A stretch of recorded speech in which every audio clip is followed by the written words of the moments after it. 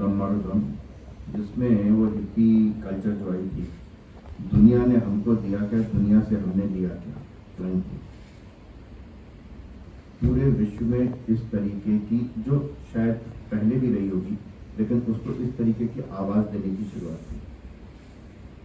ये वास्तव में उस प्रवृत्ति की अभिव्यक्ति थी जिसका अल्टीमेट फिर क्या कहते हैं कि डिप्रेशन में आ जाना। फिर वो युवा कहता है कि जिसको ये मालूम चल जाए कि इस दुनिया ने मुझे कुछ नहीं दिया, मुझे कुछ नहीं मिला, जबकि सब कुछ इस विश्व में रहते हुए ही मिलना है, मिलता है। लेकिन इस फ्रस्ट्रेशन, इस डिप्रेशन में उस पूरी की पूरी युवा पीढ़ी को धकेल देने का एक सुनियोजित काम हुआ था। हम सब लोग, शायद आप लोगों को मालूम हो, हंगरी और स्पेन में बहुत बड़ा 70 के दशक में युवा आंदोलन हुआ, जिसका पूरे विश्व में उसकी चिंगारी फैली। भारत में भी कुछ हद तक उसका हुआ। जेपी मूवमेंट में भी कहीं ना कहीं उस युवा आंदोलन की देखी गई।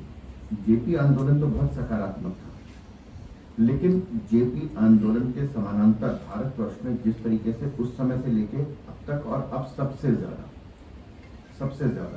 जिस तरीके से युवाओं को स्वकेंद्रित करने का सुनियोजित षड्यंत्र चलता है, उससे बाहर निकलने का कार्यक्रम हम लोग करते हैं। बहुत बार बात की जाती है संविधान ये की जाती है ना, और बहुत सारे लोग वो झंडा लेके संविधान बचाओ, संविधान खतरे में।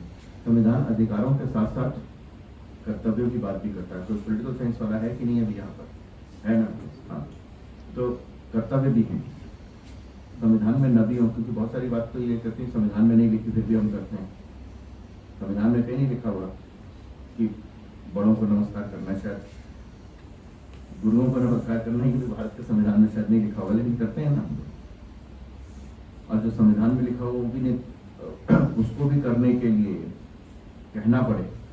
आज पूरे देश में जिस तरीके की स्थितियां हैं, उसमें हम अपने लिए और अपने से आगे आने वाली पीढ़ी के लिए, जयचंद को आज तक हम याद करते हैं ना, कि जयचंद अगर न करता मोहम्मद बरी की मदद, तो भारतवर्ष गुलाम नहीं होता। यही कहते हैं ना, जयचंद शायद कोई अच्छा व्यक्ति तो शायद नाम भी नहीं रखता होगा। जयचंद नाम रखते समय जो है बेटे का 2 बार सोचेगा, 6 बार सोचेगा। विभीषण नाम तो नहीं रखा जाता, मेघनाथ नाम तक होता है लेकिन विभीषण नाम नहीं होता। हम इस देश के लिए क्या कर सकते हैं? आज मुझे लगता है कि शायद हम 24 घंटे में से क्या 1 घंटा भी अपने देश के लिए नहीं दे सकते हैं। सब कुछ आपने, सड़क पर गड्ढा है, गाड़ी, ठीक है ना, बिजली नहीं है, गाड़ी। हमने क्या किया? फेक न्यूज सबसे इंपॉर्टेंट बात है, मैं जो आप लोगों से कहने वाला हूं, और उसके बाद मुख्य रूप से तो निखिल जी कहेंगे। एक जो इकोसिस्टम तैयार हो रहा है, एक जो फेक न्यूज, उस इकोसिस्टम और फेक न्यूज से आपने मुखर होकर के रहना है। आज 25 या 30 लोग हैं, कोई बात नहीं। रामवीर जी ने अभी डॉक्टर साहब का नाम दिया, डॉक्टर हेडगेवार जी का। 5 स्वयंसेवकों से शुरुआत हुई थी। आज विश्व का सबसे बड़ा ऑर्गेनाइजेशन है, एनजीओ, जिसमें कोई फीस नहीं है, स्वयं सेवक अपने आप। 5 पंच प्यारों से गुरु गोविंद सिंह जी ने खालसा पंथ की स्थापना की। पूरे विश्व में आप जहां कहीं जाएंगे वहां पे सिख और गुरुद्वारा जरूर मिलेगा। आज कम संख्या में इसकी मुझे कोई चिंता नहीं, लेकिन अगर ये लोग ये तय कर लें कि आगे आने वाले 1 साल में हम नित्य प्रति कम से कम 1 घंटा देश के बारे में जरूर देंगे, 2 अपने स्टूडेंट्स को जरूर तैयार करेंगे कि वो देश के बारे में सोचें। फेक न्यूज, जुबैर टाइप लोग जो हैं, जो फैक्ट चेक की बात करते हैं, उनको हम काउंटर करेंगे।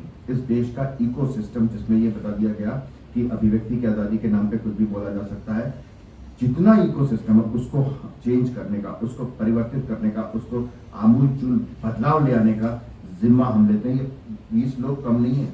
मैंने बताया कि बड़े से बड़ा संगठन जो आज विश्व में उपलब्ध है, वो शुरुआत 2, 3, 4, 5, 7, 10 लोगों से ही हुआ है। तय कर लें, इकोसिस्टम से लड़ना है। जहां भी होना है, चुपचाप नहीं बैठना। स्टाफ रूम में हो, क्लासरूम में हो, या अपने रिश्तेदारों के साथ में हो, कहीं भी कोई कहे नहीं ऐसा नहीं है, ऐसा हम सोच रहे हैं, ऐसा भी है, भारत क्या है।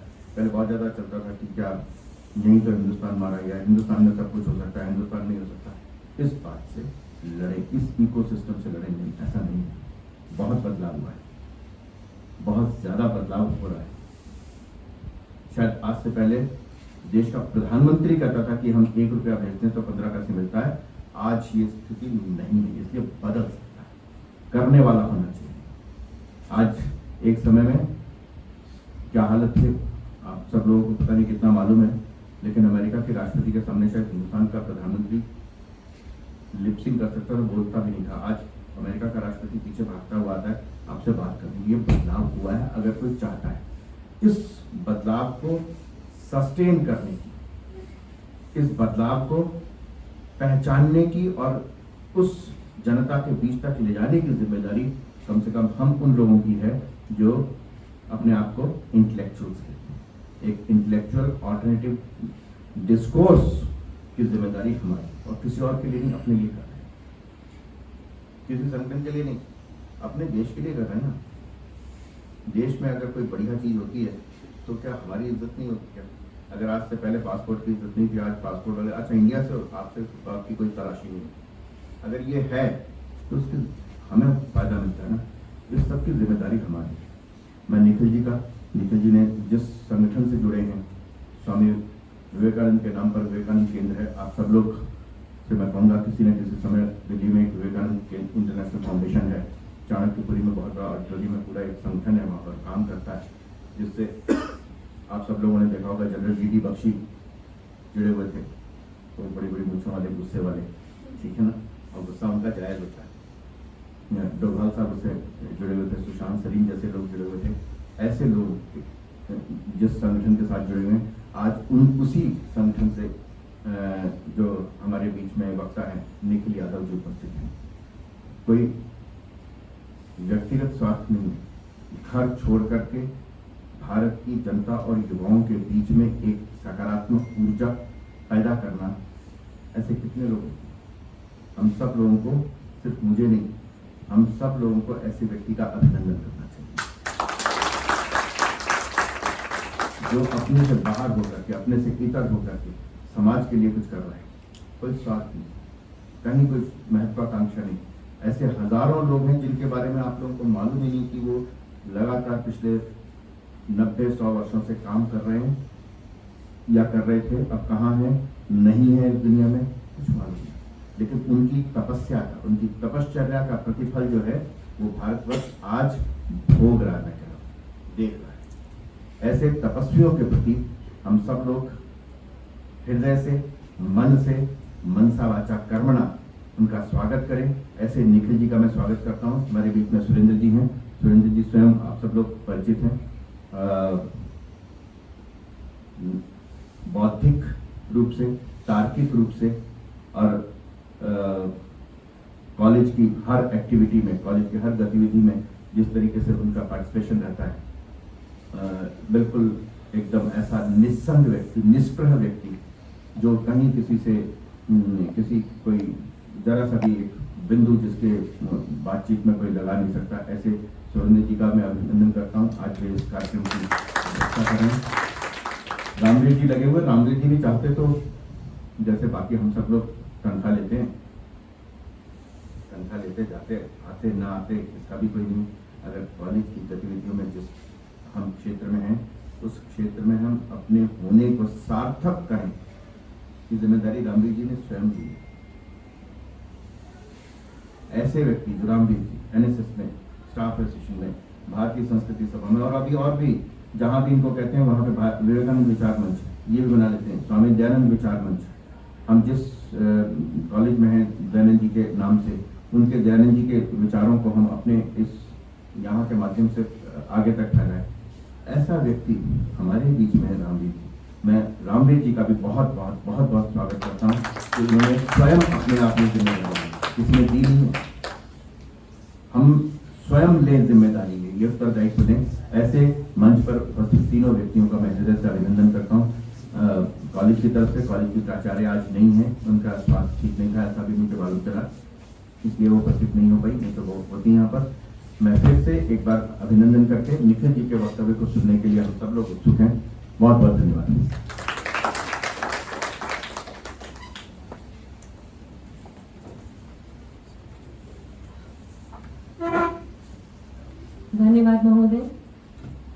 अतिथि परिचय के क्रम में सर्वप्रथम यहाँ मुख्य वक्ता के रूप में उपस्थित भारतीय योग संघ दिल्ली चैप्टर के मनोनीत सदस्य, समाज सेवी, युवा कार्यक्रम यंग इंडिया के समन्वयक श्रीमान निखिल यादव महोदय, आप वर्तमान में विवेकानंद केंद्र उत्तर प्रांत दिल्ली, हिमाचल प्रदेश, उत्तराखंड, जम्मू कश्मीर व लद्दाख के प्रांत युवा प्रमुख हैं। आपने दिल्ली विश्वविद्यालय के Delhi college of arts and commerce महाविद्यालय से इतिहास विषय में स्नातक तथा इतिहास विभाग से परास्नातक की शिक्षा प्राप्त की। आपने जवाहरलाल नेहरू विश्वविद्यालय से वैदिक संस्कृत और विरासत विषय में दक्षता का प्रमाण पत्र भी प्राप्त किया है। वर्तमान में आप जवाहरलाल नेहरू विश्वविद्यालय के स्कूल ऑफ सोशल साइंस से पीएचडी कर रहे हैं। आप एक युवा कार्यक्रम यंग इंडिया जिसका शीर्षक है स्वयं को जाने, इसके समन्वयक हैं। दिल्ली के अनेक शैक्षणिक संस्थानों में यह कार्यक्रम आयोजित किया जाता है।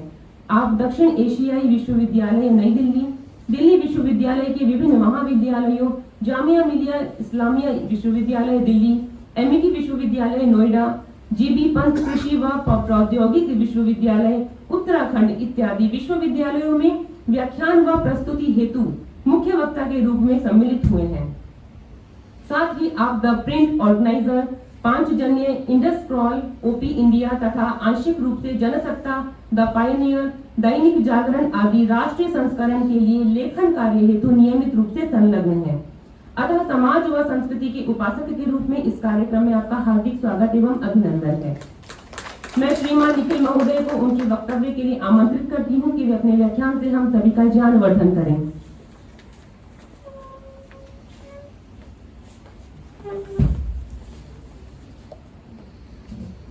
ओम सहना भवतु सहनौ भुनक्तु सह वीर्यं करवावहे तेजस्विनावधीतमस्तु मा विद्विषावहे। ओम शांति शांति शांति। Respected Awasthi sir, Surendra sir, जिनके स्नेह के कारण आज मैं इधर उपस्थित हूँ, Ramveer sir, faculty members of PGDAV morning college, my dear sisters and brothers, मैं नमस्कार, मैं प्रणाम टू ऑल। बड़ा विशेष सप्ताह है। राष्ट्र अपनी स्वतंत्रता की, अपनी आजादी के 75 वर्ष मना रहा है। भारत 75 वर्ष मना रहा है। लेकिन जब भारतीय संस्कृति की बात करूंगा तो वो 5000 वर्ष पुरानी है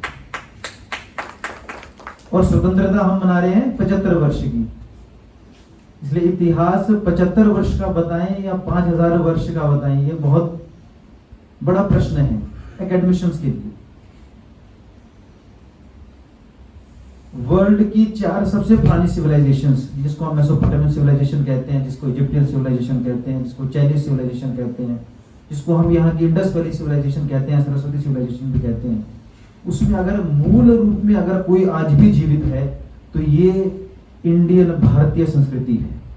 उसका एक शहर है मोहनजोदारो, उसमें एक सील मिलता है, प्रोटो शिवा जिसको हम लोग कहते हैं, spine erect, cross legs, sitting in an meditative posture.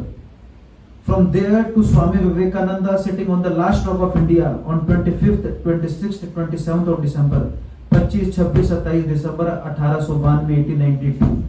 The continuity of a civilization, जहाँ स्वामी विवेकानंद को अपने जीवन का उद्देश्य मिला था Kanyakumari. We have been invaded, we have been plundered, we have been looted for millions of years, but still we are alive। इसलिए इकबाल बड़ा अच्छा लिखते हैं कि यूनान, मिस्र, रोम सब मिट गए जहाँ से, कि अब तक है बाकी नामो निशा हमारा, कुछ बात है कि हस्ती मिटती नहीं हमारी, सदियों रहा है दुश्मने दौरे जहां हमारा। Swami Vivekananda puts it very well. Swami Vivekananda says shall India die, और फिर वो पूछते हैं if India die who lives, और फिर स्वामी विवेकानंद कहते हैं if Manu comes back he will not find himself into a foreign land.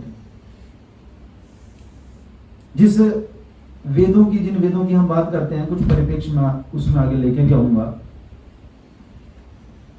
कि यज्ञ उस समय होता था, दयानंद सरस्वती जी ने फिर से कहा बैक टू द वेदास, और आज उसी के नाम से एक कॉलेज है।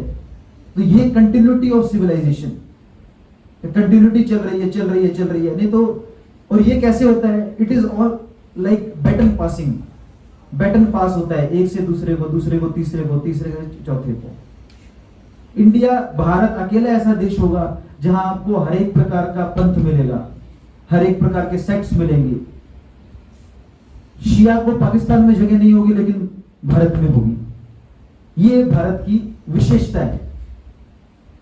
इस विशेषता को हम लोग अलग अलग परिप्रेक्ष्य में भी देखते हैं, लेकिन मूल रूप से जब हम संस्कृति की बात करते हैं कि संस्कृति क्या है, स्वामी विवेकानंद की एक सबसे बड़ी विशेषता ये थी कि स्वामी विवेकानंद ने जो भी बोला, उन्होंने कभी नहीं कहा कि ये मैं खुद कह रहा हूं। उन्होंने कहा it has come from the Vedas, it has come from the Upanishad, it has come from the Shrimad Bhagavat Gita. कुछ भी मेरा नहीं है, मेरा किसी पे पेटेंट नहीं है। और फिर स्वामी विवेकानंद कहते हैं क्या, strength is what the Upanishads speak to me from every page. It is a one great lesson that I have been taught in my life. Strength, it says, strength of men, be not weak. But are there no human weaknesses? Ask the men. There are, says the Upanishads. But will more weaknesses heal them? Will you try to cure sin with sin? Will you try to wash dirt with dirt? Strength, it says, strength of men, stand up and be strong. It is the only literature in the world where you find the word abhay, fearless. In no other scripture in the world is this adjective applied, either for the man or for the God. तो जो सार है कि अभय बनो, be fearless, एक एक शब्द में आप देखोगे बी फियरलेस। श्रीमद् भगवत गीता तो कहते हैं नैनम चिंतन्ति शस्त्राणि नैनम दहति पावक न चैनम क्लिद्यन्ते आपो न सोष्यति मारुत। कि ये आग आपको जला नहीं सकती, क्या ये जो पानी है ये आपको गला नहीं सकता, ये हवा आपको सुखा नहीं सकती। तो वो निर्भीकता का विषय वो युवाओं के लिए, क्या संस्कृति, बार बार संस्कृति का पूरा जोर लगाया जा रहा है कि जो व्यक्ति जो हम लोग प्रोड्यूस कर रहे हैं वो निर्भीक बने। पहला विषय क्या, वो निर्भीकता से जिए। क्योंकि जितना भी हम लोग देखते हैं कि अभी तो मैं पढ़ रहा था कि इंडिया टुडे का हेडलाइन है कि India is the most depressed country. जिस संस्कृति से छत्रपति शिवाजी महाराज आते हैं, जिस संस्कृति से स्वामी विवेकानंद आते हैं, जिस संस्कृति में सुभाष चंद्र बोस का जन्म हुआ, और वो आज कह रहे हैं कि उसका 43% लोग उसके डिप्रेस्ड हैं। अलग अलग लेयर बताया होगा, लैंसेट और ये बड़े बड़े जर्नल्स आते रहते हैं, उन्होंने अलग अलग उसमें बताया होगा। और इंडिया टुडे दोस्तों कहता है कि it is the most depressed country in this world. और स्क्रिप्चर्स हमारे कह रहे हैं कि बी फियरलेस, बी अभय। बार बार बार बार एक ही विचार अच्छे से दोहरा रहे हैं, बी फियरलेस, बी अभय। एक बहुत मूलभूत विषय है कि संस्कृति होती क्या है। हर एक संस्कृति के कुछ जीवन दर्शन होते हैं, उसका एक जीवन दर्शन होता है, उसका एक जीवन मूल्य होता है, उसकी एक जीवन व्यवस्था होती है। उसके बेस पे ही आप उसको संस्कृति कहेंगे। अगर आप उनको नष्ट कर देंगे तो वो व्यवस्था नष्ट हो जाएगी। वो जीवन मूल्य, वो जीवन दर्शन और जीवन व्यवस्था जब तक वो कराची, लाहौर, पेशावर में थी तब तक उसको आप भारतीय संस्कृति कहोगे। आज जब वो वहां पर उस खत्म हो गई तो अब आप उस संस्कृति कहेंगे कि वो खत्म हो गई। ये उसकी विशेषता रहती है। जो भारतीय जीवन दर्शन है वो जीवन दर्शन वननेस के ऊपर आधारित है, that we all are interconnected, interrelated and interdependent. ये हम लोग कैसे समझते हैं, कोविड में हमने बड़ा अच्छे से समझा इसको कि एक भी व्यक्ति जब तक कोविड से इन्फेक्टेड है तब तक देश का, दुनिया का हर एक व्यक्ति वो खुद में सेफ नहीं है, तब तक एक भी व्यक्ति है। तो we all are interconnected, interrelated, interdependent. 1000 पेड़ कटेंगे उत्तराखंड में लेकिन उसका फर्क पड़ेगा अंटार्कटिक तक, because we all are interconnected, interrelated, interdependent. यहां पे मेन वर्सेस वुमेन वाला कॉन्सेप्ट नहीं है। इसलिए हमने कहा है दश प्रहारिणी, मां को दुर्गा का रूप दिया। और सबसे सबसे स्ट्रॉन्ग जो हमारी गॉडेसेस हैं, चाहे वो मां सरस्वती हो, चाहे वो माता लक्ष्मी हो, या पावर की मां दुर्गा हो, all have come from women. क्योंकि वर्सेस वाला कॉन्सेप्ट नहीं है, आइडिया ऑफ वननेस है कि वर्सेस वाला होगा। I am the employer, you are the employed. I am the peasant, you are the labour. You are the labour, you are the industrialist. ये versus वाला concept नहीं है, that has come from the west. Versus वाला concept, आमने सामने वाला concept. India का जो मूलभूत है वो है वननेस। ये हुआ हमारा जीवन दर्शन, हम जीवन का दर्शन किया। फिर वह जीवन के मूल्य क्या है, उसमें सबसे एक विशेष मैं आपको बताऊं कि द आइडिया ऑफ एक्सेप्टेंस। जो महोप उपनिषद का मंत्र हमने बहुत बार सुना होगा कि अयम निज परोवेति गन्ना लघु चेतसाम उदार चरिता नाम तू वसुदेव कुटुंबकम, he is my brother, he is not my brother, ये तो बहुत संकुचित सोच है, the whole world is my family, पहला। दूसरा, स्वामी विवेकानंद का, जैसे सर ने बताया, स्वामी विवेकानंद जब वर्ल्ड पार्लियामेंट ऑफ रिलीजन्स में गए, तो वो वर्ल्ड पार्लियामेंट ऑफ रिलीजन्स इसलिए बुलाया गया था कि अमेरिका को डिस्कवर या रिडिस्कवर जो भी आप कहोगे कोलंबस ने किए हुए 400 वर्ष हो रहे थे। 1492, 1892, 1893 में वर्ल्ड पार्लियामेंट ऑफ रिलीजन्स हो रहा है। तो वहां पर वर्ल्ड पार्लियामेंट ऑफ रिलीजन्स इसलिए हो रहा है, स्वामी विवेकानंद खुद अपने शब्दों में कहते हैं कि वहां पे बताया जा रहा है कि मेरा धर्म आगे है, मेरा धर्म बड़ा है, मेरा धर्म बड़ा है। उसके लिए क्या हम अपनी सत्ता को वहां पे प्रयोग करेंगे। और वहां पे भारत का एक युवा हिंदू सन्यासी जाता है और फिर वो कहता है, my dear sisters and brothers of America, कुछ तालियां बजती हैं, वो सब आप लोगों को पता है। स्वामी विवेकानंद आगे जो कहते हैं, स्वामी विवेकानंद कहते हैं, we not only believe in universal tolerance but universal acceptance, we accept all religions as true. ये सहने की प्रवृत्ति नहीं, जो आज हम लोग बड़ा सहने की प्रवृत्ति वाली जो बात करते हैं, क्या सहने की, टॉलरेंस वाली जो डिबेट चलती है, सेकुलरिज्म वाली, ये शब्द ही भारतीय नहीं है। तो जब भारतीय संस्कृति की बात करेंगे, तो जब जो शब्द ही नहीं है, इनके आप जब इसको कन्वर्ट करेंगे हिंदी में, तो आपको हिंदी का बहुत जल्दी से कोई सही शब्द भी नहीं मिलेगा। तो स्वामी कहते हैं, we not only believe in universal tolerance but universal acceptance, we accept all religious as true. जब रोमन टायरनी ने ज्यूज के, इन लोगों के सब कुछ तोड़ दिए थे मंदिर, तब ये भारत में आए थे। इसकी बहुत एक विशेष बात मैं आपको बताता हूं। See, Jesus Christ was a Jew. Jesus Christ was a Jew. Sankhya Muni Buddha was a Hindu. The Jews crucified him, discarded him and crucified him. We Hindus, despite क्या बुद्ध ने हमारा सबसे जो मेन जो हमारा टेक्स्ट है Vedas, he discarded it, but we made him the God. हमने उनको भगवान बना दिया। ये भारतीय संस्कृति है। उन्होंने आपका जो मूल जो विषय था कि वेदास थे, उनको भी उन्होंने क्रिटिसाइज किया, लेकिन फिर भी आपने उनको भगवान बना दिया। ये जो एक्सेप्टेंस का जो विषय इस भारत में है, ये आपको कहीं नहीं मिलेगा। ये इसकी विशेषता है, इसलिए हम अपने खुद के भगवान बना सकते हैं, ये भी हमारी विशेषता है। It is not based on persons, it is based on principles. हमारी सिविलाइजेशन से किसी भी एक भी व्यक्ति को जिसको आप बहुत बड़ा मानते हैं, किसी भी भगवान को बहुत बड़ा आप मानते हैं, उसको अपना इष्ट मानते हैं, उसको हटा लीजिए, कुछ नहीं बिगड़ने वाला इस सिविलाइजेशन का। वो एक मंत्र, ईशावास्यमिदं सर्वम यत्किंच जगत्याम जगत तेन त्यक्तेन भुंजिता मागृत कस्य सिद्धनम, क्या ईश्वर हर जगह व्याप्त है? वो फिर से वो सिविलाइजेशन का कोर्स शुरू हो जाए। बहुत बड़ा प्रश्न है कि इतना सारा इन्वेजन हुआ, आप देखेंगे कि जब मिडिल ईस्ट में जब इस्लामिक जो पॉलिटिकल वेव जब चली, कोई 15 दिन में, कोई 20 दिन में, कोई 15 साल में, कोई 20 साल में, कोई 25 साल में पूरे के पूरे देश को कन्वर्ट कर दिया। लेकिन भारत में इतने साल शासन होने के बावजूद भी हमने 2 हाथ हमारे स्वाभाविक है हमने खोए, लेकिन इस सिविलाइजेशन तौर पर इसको डेंट ही कर पाए, इसको खत्म नहीं कर पाए। क्योंकि घर घर में ईश्वर का जो कॉन्सेप्ट है, it is not based on one book, it is not based on one person, it is based on principles.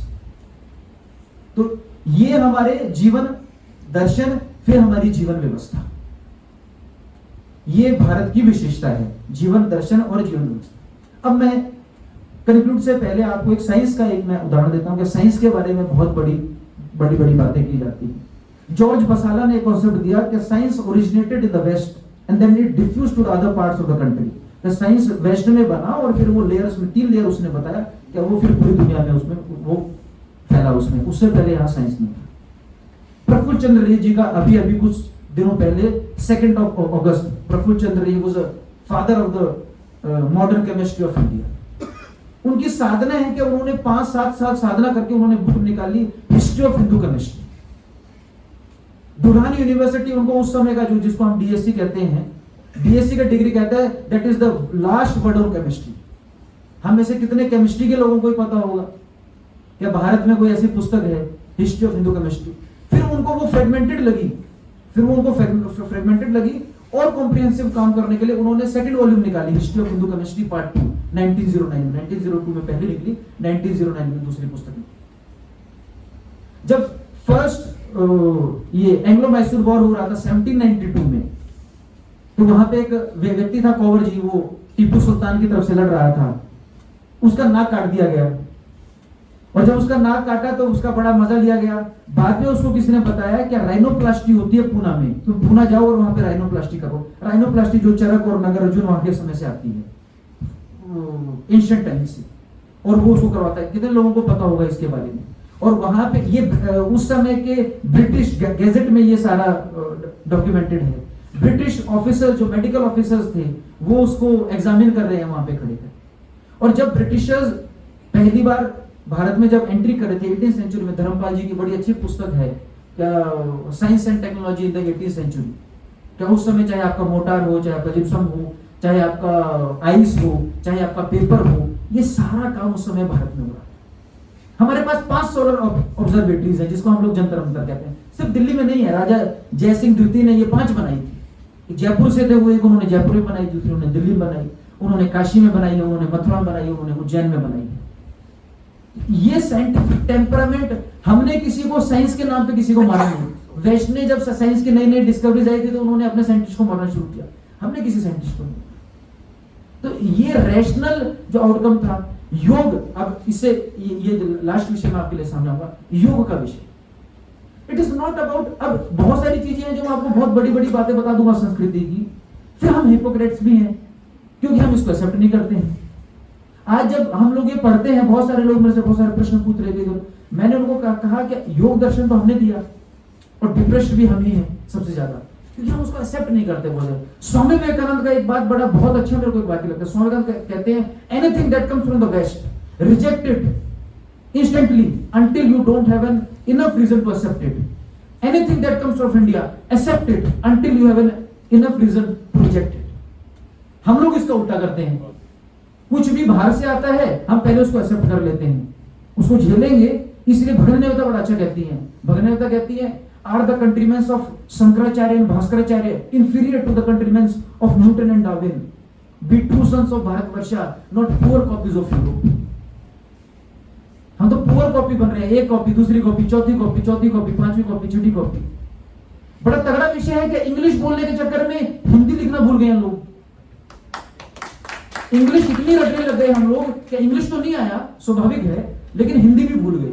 ना तो हिंदी ढंग से बोल पाते हैं, ना हिंदी लिख पाते हैं। तो जो थे वो भी भूल गए, क्योंकि हम वही कंट्रीब्यूट कर पाएंगे जो हम हैं। हम वो कुछ भी कंट्रीब्यूट नहीं कर सकते इस सिविलाइजेशन को जो हम है ही नहीं। और आप वही कंट्रीब्यूट कर सकते हो जो आप हो।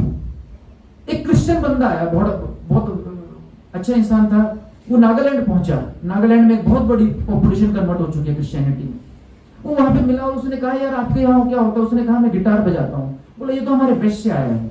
आप यहाँ क्या करते? बोले हम केक खाते हैं। बोले ये तो हमारे वेस्ट से आया है। बोला हम पिज्जा खाते हैं। बोला यार ये तो इटली में आया था, हम लोग ब्रेड बनाते थे, अब तुम लोगों को पिज्जा खिलाते हैं। आपका अपना क्या है? You can become Christian, you can become, आप कोई भी हो तो पंथ है, किसी को भी आप एक्सेप्ट करिए, लेकिन आपकी ओरिजिनल कंट्रीब्यूशन क्या है? अगर लिट्टी चोखा बिहार से खत्म हो जाएगा और बिहार में भी बर्गर ही चल जाएगा तो बिहार बिहार कैसे रहेगा? अगर दाल बाटी चूरमा अगर राजस्थान से खत्म हो जाएगा तो राजस्थान राजस्थान कैसे रहेगा? तो सबको वेस्ट ही बना दो। तो ये जो संस्कृति की जो हम लोग जो बात कर रहे हैं, क्या भारतीय संस्कृति, तो ये भारतीय शब्द जब खत्म हो जाएगा, जब यही विलुप्त हो जाएगा तो सारा विषय खत्म हो जाएगा। मैं स्वामी विवेकानंद के इन शब्दों से ये विषय खत्म करूं। स्वामी विवेकानंद कहते हैं I do not see into the future, not do I care to see. I do not see into the future, not do I care to see, but one vision I see clear as life before me, that the ancient mother has awakened once more, sitting on her throne rejuvenated, more glorious than ever, proclaim her to the world with a voice of peace and benediction. वो भारत माता पुनः जगत जननी बनने वाली है। हम लोग जैसे अवस्थी सर ने कहा, हम लोग तय करें कि हम लोग कैसे कंट्रीब्यूशन कर सकते हैं। बहुत सारे माध्यम है कंट्रीब्यूट करने के, हम लोग कैसे कंट्रीब्यूशन कर सकते हैं। आपने मुझे बुलाया, मुझे सुना, इसके लिए बहुत बहुत धन्यवाद आपको।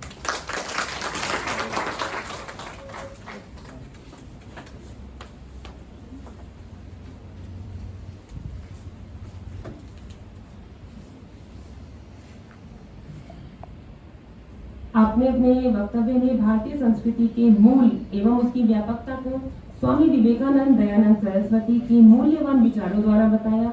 हमारे पीजीटीवी महाविद्यालय के मूल में विद्यमान व निरंतर प्रवाहमान भारतीय वैदिक संस्कृति को आधारभूत रूप में भी बताया। साथ ही भारतीय संस्कृति के मूल कारण, जीवन मूल्य, नैतिक सिद्धांत, भारतीय जीवन परिवेश को भी बताया। हम सभी कहीं न कहीं एक दूसरे से इस धरा पर आंतरिक रूप से परस्पर जुड़े हुए हैं। यही हमारा जीवन दर्शन भी है। आपने यह भी बताया अयम निजः परो वेति गणना लघु चेतसाम उदार चरितानाम तु वसुधैव कुटुंबकम। बिल्कुल यही भावना से हमें इस संसार में ही नहीं अपने भारत के अतिरिक्त अन्य देशों के साथ भी यही वसुधैव कुटुंबकम के भाव से जीवन जीना चाहिए। इस भारत भूमि पर अनेक पंथ विद्यमान हैं। विविध शास्त्रों का भारतीय संस्कृति में मूल बताते हुए आपने भारतीय चरक संहिता, दर्शन, वेद, योग दर्शन आदि के उत्कृष्ट उदाहरण प्रस्तुत कर हमारा ज्ञान वर्धन किया एवं उनके प्रति गौरव के भाव को भी आत्मसात करने की प्रेरणा दी। आपके अत्यंत प्रासंगिक व लाभप्रद व्याख्यान हेतु आपका कोटि कोटि धन्यवाद।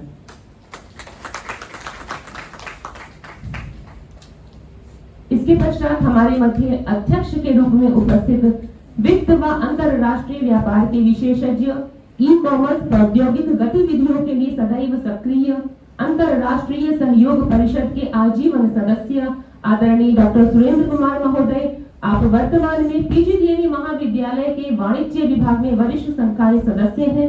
आपका शैक्षणिक व अनुसंधानिक 28 वर्षों का अनुभव है। आपने दिल्ली विश्वविद्यालय, department of electronic accredited computer courses, Dickens विश्वविद्यालय ऑस्ट्रेलिया इत्यादि संस्थानों से वाणिज्य प्रबंधन, ई कॉमर्स प्रौद्योगिकी, सूचना व सूचना प्रौद्योगिकी विषयों में परास्नातक की उपाधि प्राप्त की है। विभिन्न राष्ट्रीय पत्रिकाओं में आपके द्वारा लिखित शोध प्रकाशित हो चुके हैं तथा आप अपने अंतरराष्ट्रीय सम्मेलनों में प्रस्तुति एवं व्याख्यान हेतु सम्मिलित भी हो चुके हैं। साथ ही आप महाविद्यालय के कोष अधीक्षक के दायित्व का भी निर्वहन कर रहे हैं। आपका इस कार्यक्रम में हार्दिक स्वागत एवं अभिनंदन है। मैं आपको अध्यक्षीय भाषण के लिए आमंत्रित करती हूँ।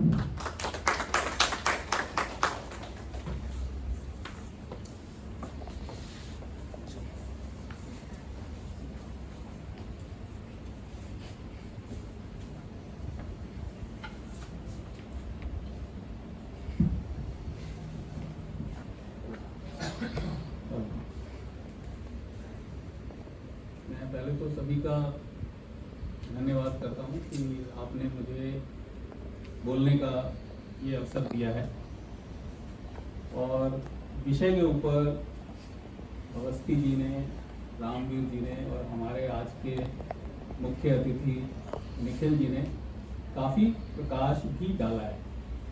और बाद में मतलब मेरा परिचय देते हुए वंदना जी ने भी काफ़ी कुछ कह करके मेरे ऊपर थोड़ा जिसे कहते हैं प्रेशर भी बढ़ा दिया है। वो प्रेशर पहले से ही बढ़ा हुआ था, इस वजह से बढ़ा हुआ था कि जो हमारे पीए को प्रिंसिपल का काम देखते हैं उनको रामवीर जी ने कहा था मुझे लेटर लिखकर इनवाइट करने के लिए, तो उन्होंने मुझे लेटर लिख करके कहा कि आपका लेक्चर है, तो प्रेशर तो बढ़ ही गया था।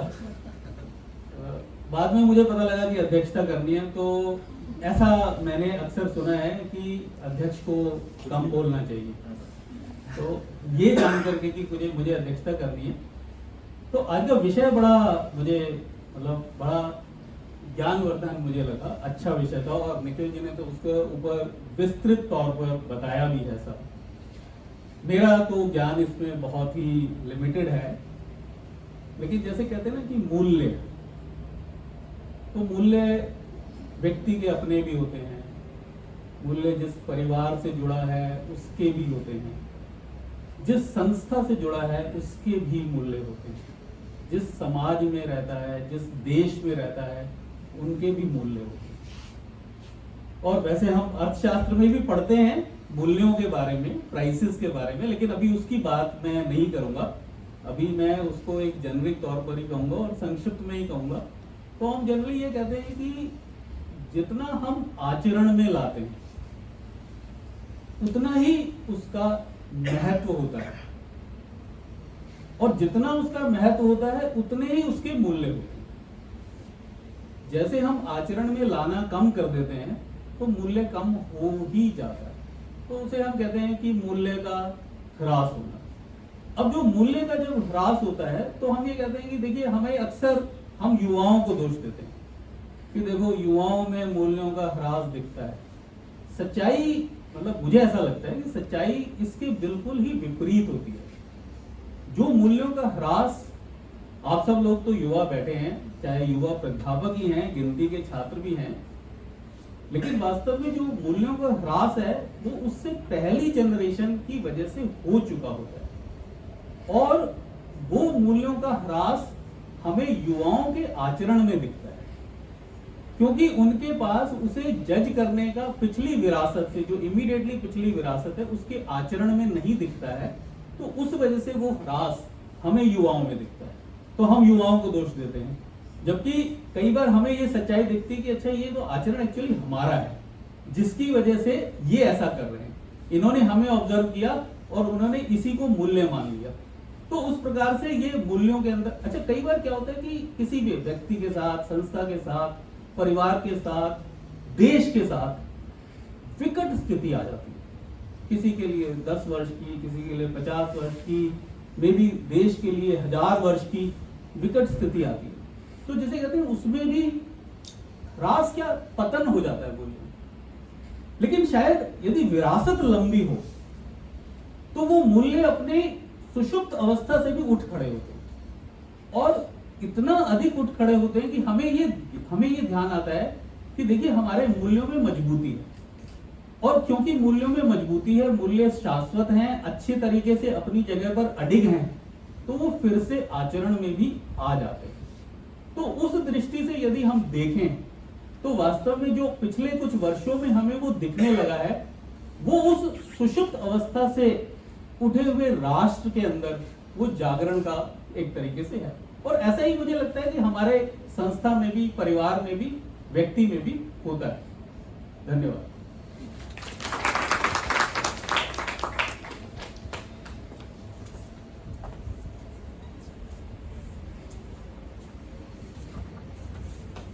इस क्रम में यहाँ संरक्षक के रूप में प्रत्यक्ष रूप से तो नहीं किंतु अप्रत्यक्ष रूप से उपस्थित मृदुभाषी प्रशासनिक कार्यों में दक्ष, स्त्री विमर्श के क्षेत्र में लब्ध प्रतिष्ठित, हिंदी साहित्य अनुरागिनी, रचनात्मक एवं आलोचनात्मक लेखन कार्यों के लिए निरंतर सक्रिय, यशस्वी, परम विदुषी, विद्यार्थियों की समस्याओं के समाधान हेतु सदैव सजग, मातृतुल्य आदरणीय प्रोफेसर कृष्णा शर्मा महोदया, आप वर्तमान में हिंदी विभाग की वरिष्ठ प्राध्यापिका एवं महाविद्यालय के प्राचार्य के दायित्व निर्वहन कर रही हैं।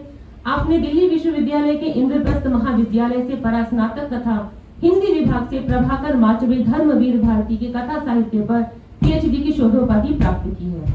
आपका हिंदी साहित्य में कविता, कहानी, उपन्यास एवं नाटकों के प्रति विशेष रुझान है। आपके द्वारा अनेक पुस्तकों, शोध पत्र इत्यादि का प्रकाशन किया गया है तथा आपके कुशल मार्गनिर्देशन में कई शोधार्थियों ने अपनी शोधोपाधि प्राप्त की है। आप शिक्षकों के कल्याण एवं हित के लिए सदैव समर्पित हैं। यह महाविद्यालय आपके कुशल नेतृत्व, संरक्षण एवं निर्देशन में निरंतर उन्नति को प्राप्त हो रहा है। आपका भी यहाँ अप्रत्यक्ष रूप से हार्दिक स्वागत है।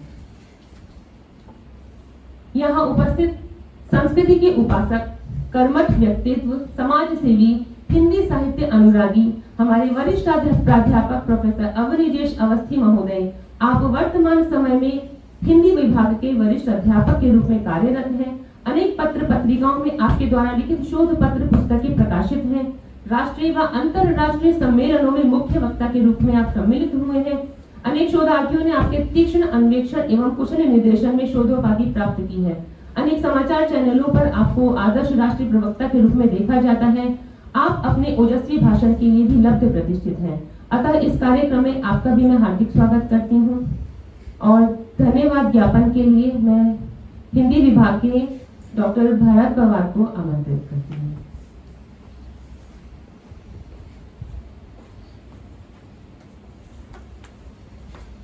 धन्यवाद मैम। आज के सत्र की अध्यक्षता कर रहे श्री सुरेंद्र कुमार सर, आपका धन्यवाद। आप आए, आपने हमें समय दिया।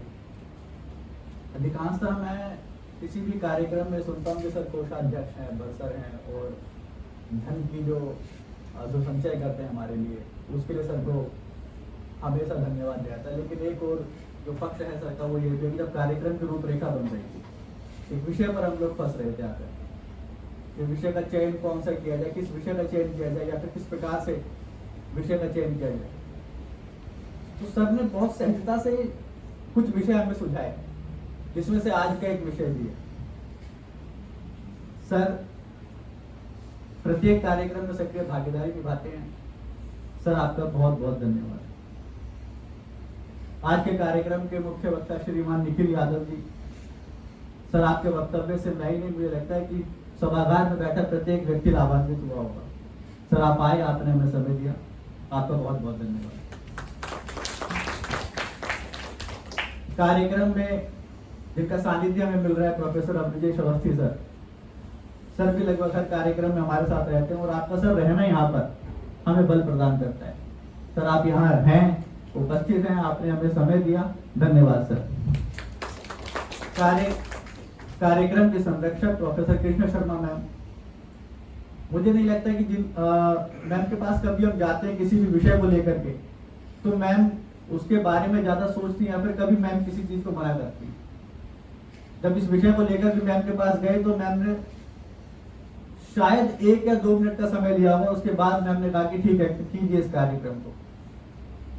मैम यहाँ उपस्थित नहीं है, लेकिन मैम का संरक्षण हमेशा मिलता है। मैम का बहुत बहुत धन्यवाद। कार्यक्रम के संयोजक रामवीर सर, सर आपका धन्यवाद। आपने इस मंच पर खड़े होने लायक हमें बनाया।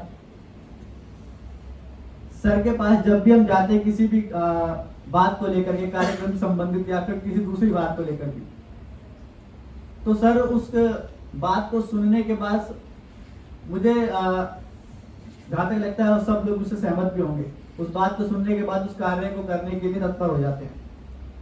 विषय हमारा होता है, उस विषय हमारा विषय होने के बाद भी हम कहीं पीछे छूट जाते हैं और सर उस झंडे को उठा करके आगे चलते हैं।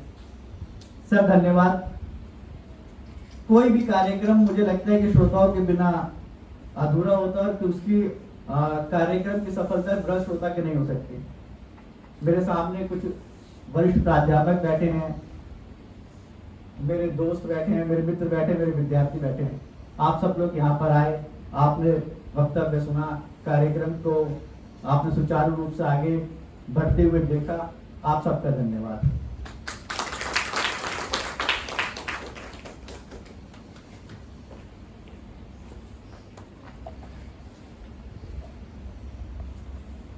इसी धन्यवाद के क्रमों में पीजी देवी महाविद्यालय और भारतीय संस्कृति सभा में मुझे आज के कार्यक्रम का संचालन दायित्व दिया गया। ये मेरा परम सौभाग्य है। इसके लिए आप सभी का धन्यवाद, कोटि कोटि धन्यवाद। अब लगभग कार्यक्रम समापन की ओर है और इस समापन के लिए मैं कल्याण मंत्र करती हूँ ताकि इस कार्यक्रम की समाप्ति की जाए। सर्वे भवन्तु सुखिनः, सर्वे सन्तु निरामयाः, सर्वे भद्राणि पश्यन्तु, मा कश्चित् दुःखभाग् भवेत्। ओम शांति शांति शांति। आप सभी का हार्दिक धन्यवाद। नमस्कार।